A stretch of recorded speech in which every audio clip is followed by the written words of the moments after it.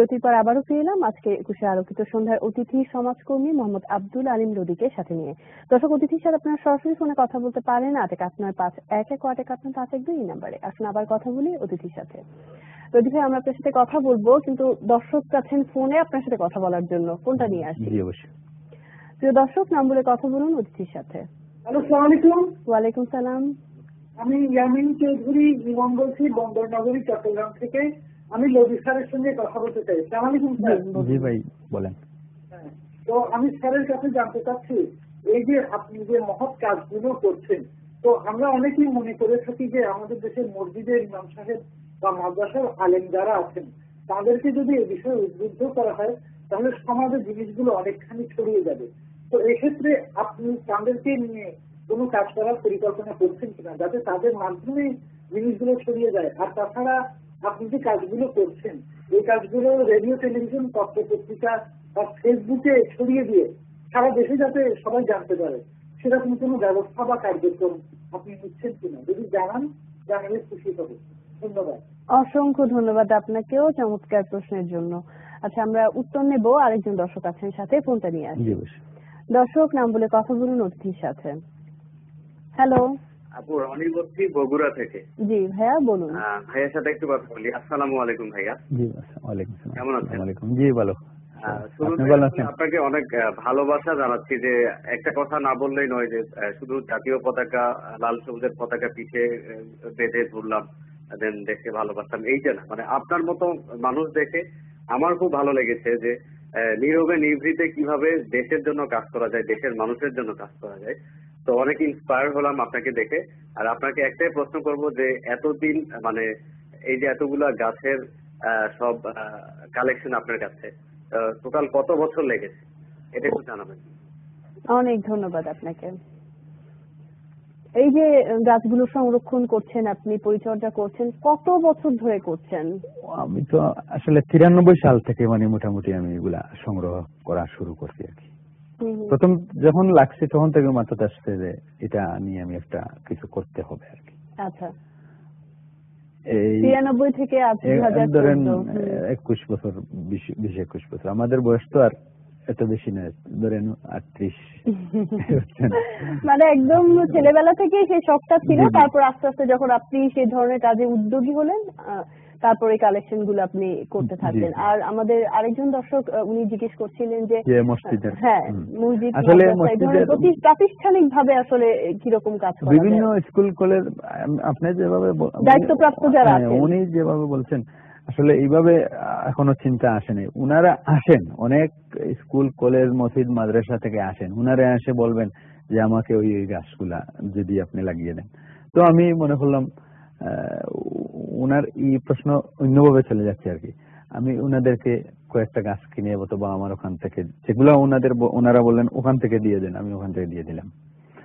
আর কেউ আছে যেমন ওনার মসজিদে লাগাবেন, পুরাটা মসজিদও কোনো জায়গায় আছে আমি নিজের উদ্যোগে অনেকে চেষ্টা করে পয়সা দেওয়ার জন্য, অনেক পেয়েছি আমি। কিন্তু আসলে তো আমার এই উদ্দেশ্য তো সেটা না, আসলে আমরা সমাজের কল্যাণের জন্যই করতে চান। এবং এটাই তো আনন্দ, তাই না? এই জায়গাটাতেই তো আনন্দ। তো মোটামুটি কতটি প্রতিষ্ঠান হবে আপনার এ ধরনের কাজ করা হয়েছে? 40-50 এরকম হবে। 40-50টি প্রতিষ্ঠান, শিক্ষা প্রতিষ্ঠান বা এরকম মসজিদ মাদ্রাসা। তো আর মানে কন্টিনিউ দেওয়া চলে যে কোনো জায়গায় এগুলা মানে সব সময় এটা চিন্তা। কারণ আমার মা বাবাও এটার প্রতি খুব একটা আকৃষ্ট ছিলেন। এটাতে আমাকে বাধাও দেন না, যে তুমি এটা বন্ধ করো বা আরো উৎসাহিত আপনার পরিবার থেকেও সহযোগিতা পেয়েছেন। তো লতি ভাই, এই যে আপনার যে উদ্যোগটা, উনি কিন্তু দর্শক বলছেন যে এই যে নিভৃতে কাজ করে যাচ্ছেন আপনি, তো এটা তো সব দেশের সব মানুষকে জানতে হবে, তাদেরকে আরো উৎসাহিত হতে হবে। আপনার যে স্বপ্ন প্রত্যেক ঘরে বা বাড়িতে একটা করে নার্সারি ছোট বা বাগান থাকবে, তো সেক্ষেত্রে এটা ছড়িয়ে দেওয়ার জন্য আপনি কোন মাধ্যমকে বেছে নিচ্ছেন? এই যে মিডিয়া বা অন্য যে মাধ্যমগুলো, কিভাবে কাজ করছেন? আসলে ছড়িয়ে আমি তো ছোট মানুষ, আমি তো আসলে ওইভাবে কারোর কাছে তো আমি যাওয়ার মানে সুযোগ নেই এখানে আমার। কেন তো বাড়ি থেকে আমি বের হয়ে এই বিষয়ে আলাদা কোনো কিছু করব, কারণ আমার তো একা বাড়ি।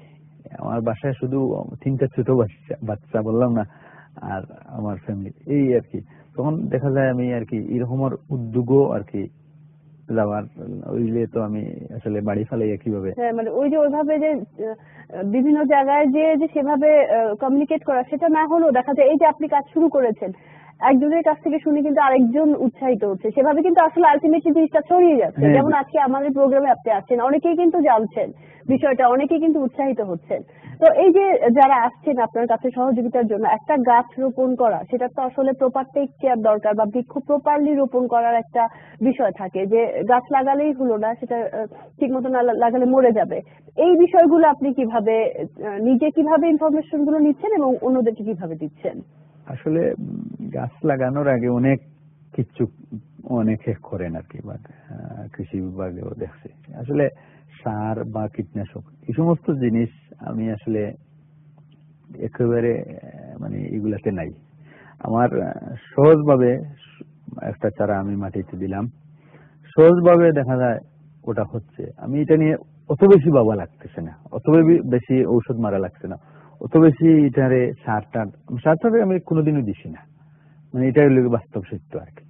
গতিকে যে কোনো একটা চারা আপনি ইজি আপনি মাটিতে দেন, আপনি দিবার আগে চিন্তা করবেন যে সার দেই এই দেই, ও দিবার মানে ও যে দেওয়া হয় তখন আমার মনে হয় আর কি চারাটা, অনেক বিদেশি চারা আছে এগুলা প্রথমে এইভাবে মানে না, তখন ন্যাচারাল ভাবে এটা স্বাভাবিকভাবে সহজভাবে মাটিতে দেন।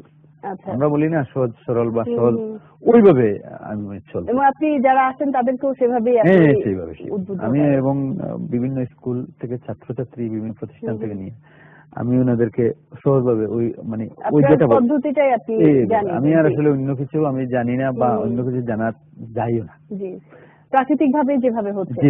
একদম অনুষ্ঠানের শেষে চলে এসেছি, আপনাকে অসংখ্য ধন্যবাদ জানাচ্ছি, এবং এই যে আপনার চমৎকার উদ্যোগ দেশের প্রত্যন্ত অঞ্চলে ছড়িয়ে যাক, এটাই আমাদের শুভকামনা। হ্যাঁ, দোয়া করবেন আমাদের জন্য। অনেক ধন্যবাদ। জি, আসসালামু আলাইকুম।